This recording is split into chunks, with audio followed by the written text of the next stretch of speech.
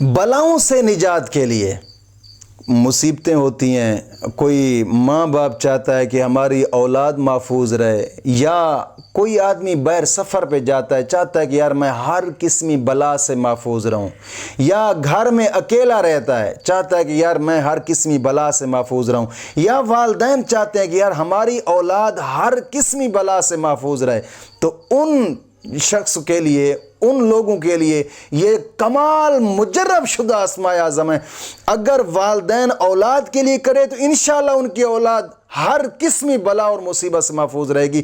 اگر بچے اپنے کے لیے پڑھنا چاہتے ہیں یا مسافر اپنے کے لیے پڑھنا چاہتا ہے، انشاءاللہ سفر کے اندر کسی قسم کی بلا مصیبت اس کے نزدیک نہیں آئے گی، ہر قسمی مصیبت سے انشاءاللہ وہ شخص محفوظ رہے گا۔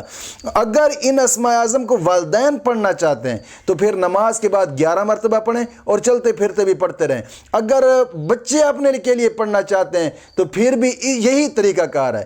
اگر کوئی مسافر پڑھنا چاہتے تو پھر سفر کے درمیان ان اسماء اعظم کو پڑھتا رہے، انشاءاللہ ہر قسمی مصیبت سے محفوظ، ہر قسمی بلا سے حفاظت کے لیے یہ مجرب شدہ اسماء اعظم ہیں۔ وہ کیا ہیں یہ اسماء اعظم؟ یا رحمانو یا سلامو، یا رحمانو یا سلامو، یا رحمانو یا سلامو، ہر قسمی مصیبت سے حفاظت کے لیے یہ اسماء اعظم مجرب شدہ اسم اعظم ہیں۔